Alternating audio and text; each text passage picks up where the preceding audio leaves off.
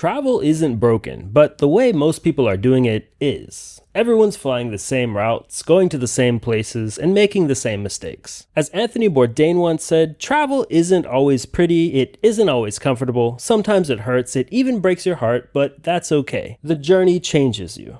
The problem is no longer that travel is uncomfortable. It's that a lot of people don't find themselves uncomfortable in a meaningful way anymore. In this video, I'm going to be sharing 9 things I've recently changed about how I travel and why this year might actually have the potential to be the best year of travel ever. But only if you can figure out how to stop doing what everybody else is doing. First off, travel is now run by a set of invisible rules. Most of the drama you could encounter traveling doesn't look all that dramatic anymore. Instead, now you've really got to consider stuff like getting stopped at check-in, being denied boarding, or realizing too late that you need to register somewhere before flying. New domestic document requirements like real IDs in the US have become commonplace. It seems like just about everywhere has a special digital entry form now, and passport validity rules are just getting stricter and stricter. None of that kind of stuff really feels like travel, but now it determines whether your trip happens at all. And on top of that, the internet has been totally flooded with AI resources that may or may not have accurate information for you. So if you're not personally going to official websites and checking those official sources yourself, you're gambling with your travel plans. I can say for sure, at least I personally will not be going anywhere this year without first checking all relevant official sources. Number 2,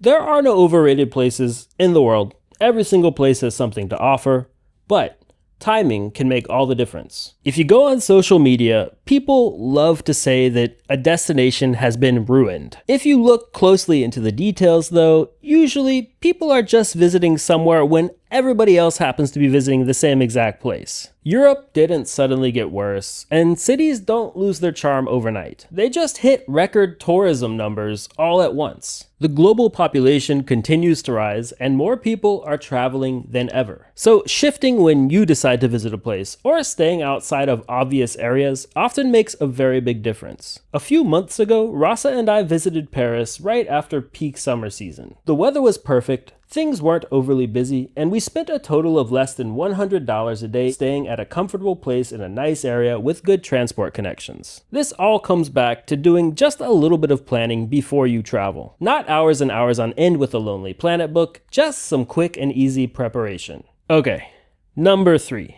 Winging it doesn't mean what it used to. There was a time when spontaneity almost automatically made your trip better, and it still can, but just not everywhere all the time. It's really just simple math. Popular destinations are getting more popular, and when everyone wants to do the same things at the same time, winging it now looks like waiting in long ticket lines, sold out attractions, or having to reshape your entire day around what's actually still available. It might seem kind of ironic, but booking those key things that you really don't want to miss out on during your trip way before your trip actually will give you a lot more freedom while traveling. When you do book stuff way ahead, often you'll find that free cancellation is possible too. So if something does change within your plans, or you just feel like being a little bit more spontaneous once you're actually traveling, then you've got even more flexibility. And when considering just how much you need to plan before traveling, just think about this. When you ask somebody how their trip was, they'll often start with, "The flight was awful," or "The airport felt totally chaotic." That's because people still treat travel days as though they're some kind of necessary evil. If you travel literally all the time like I do, you might not need to plan as much here just because you know what's going to go down. You head to the airport, go to the lounge, get on your flight right at the right time, and know exactly what you're going to do once you get off of it to get straight to the place you'll be staying at. But if you're not always on the move, that stuff might not be that obvious, and you want to consider it when you're planning your trip. Knowing exactly how you're leaving the airport once you land, having important addresses saved, and just figuring out how to make it so you don't have to make any decisions once you land might not make your travel more exciting, but it will make it more calm. And calm is underrated when it comes to travel. Simple stuff like knowing that your phone's going to work right away because you've got an eSIM set up, and that you'll be able to access whatever you need online because you've already got your VPN figured out, means you can focus on what you actually want to focus on while traveling. These days, when your phone is working,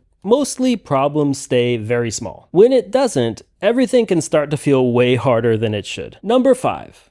expectations can break a trip before it even starts. One of the biggest reasons travel can feel worse right now has nothing to do with prices or crowds. In many ways, social media has kind of trained people to go into trips with expectations. Now it's easy to catch your mind magically gravitating to thinking that everything should always look like an Instagram reel. Perfect weather, empty viewpoints, cinematic moments on demand. That's not how real travel works. When you go into a trip with rigid expectations, every delay feels like a failure, every crowd feels personal, and every imperfect moment feels like something went wrong. In my experience, my favorite trips have always been the ones where I leave room for the unexpected. When there's more content being posted constantly online than ever, I think this is more important than ever. Not everything needs to be amazing. Some days will just be okay, and that will still make for a good trip, perhaps an even more meaningful one than otherwise. Okay, number 6. People are still packing for problems that don't exist. To put it simply, I'd say most people pack for fear and not reality. What will actually improve your trip is better sleep, comfort during transit, and being able to move easily. One merino wool t-shirt like this beats 5 cotton t-shirts. And bringing the right essentials that you know you're going to use is always going to beat bringing anything just in case. Travel is always going to be smoother when you feel lighter,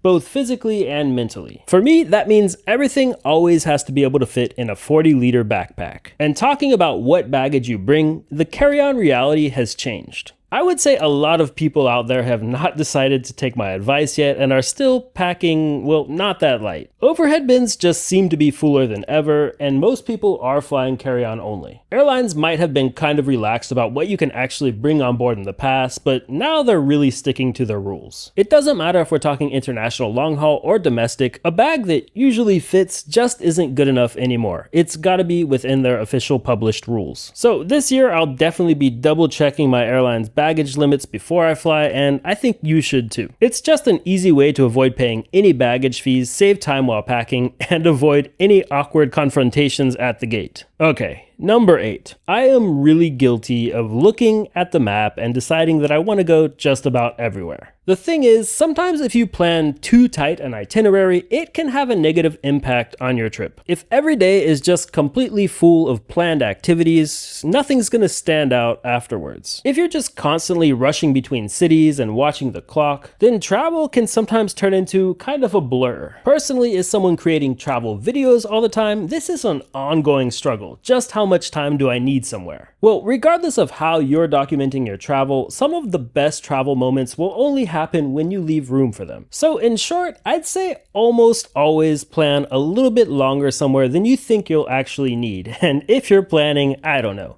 10 days across 6 different countries, know that there's not going to be much time for cultural immersion. Again, this one is a constant struggle for me because I just want to go everywhere. And number 9, cheap travel isn't necessarily the same thing as good value travel. Spending less money simply does not automatically mean you're traveling smarter. To put it simply, a local hostel might charge $5 a night, while a local hotel might be charging $50. If you're already looking to socialize and don't mind missing out on some sleep, the hostel might be an awesome deal for you. But if sleep is your top priority and you've only got 7 days to travel, then $50 might be the way to go. I usually find that my favorite trips aren't necessarily the cheapest ones, but the ones where my money goes further. So visiting places during less busy times, learning about unique cultures that might not be as well represented in the media I consume, or those kinds of trips where points and miles cover just about everything and I end up staying at 5-star hotels and flying in business class without paying any money for it. But I wouldn't even want to do that all the time. It's just about knowing how to get good value. I've got tons of other videos that go in depth on that topic for you, from tutorials showing you how to get the best prices for flights, hotels, rental cars, and whatever other parts of travel you can think of, to on-the-ground travel experiences where I always make a point of sharing what I pay for things. But one thing's for sure, no matter if you're staying at 5-star hotels or at a hostel, Bourdain was definitely right, travel's not always comfortable. But there's a huge difference between travel that challenges you and travel that just drains you and makes you not want to travel again. In the end, traveling better this year isn't really about travel tips or travel hacks. It's about awareness, understanding how travel actually works now, and designing trips that feel good while you're on them, not just in hindsight and not just in an Instagram reel. It's not about traveling more or fancier, it's just about stopping that autopilot. So this year, I'll personally be thinking back a lot to what Anthony Bourdain said, and, well, There's a lot of videos to come from this place behind me, so stay tuned. Don't forget to give this video a like, and if you're not subscribed yet, definitely consider subscribing to the channel for weekly travel videos from around the world. Thanks so much for tuning into this video, and I'll see you in the next one.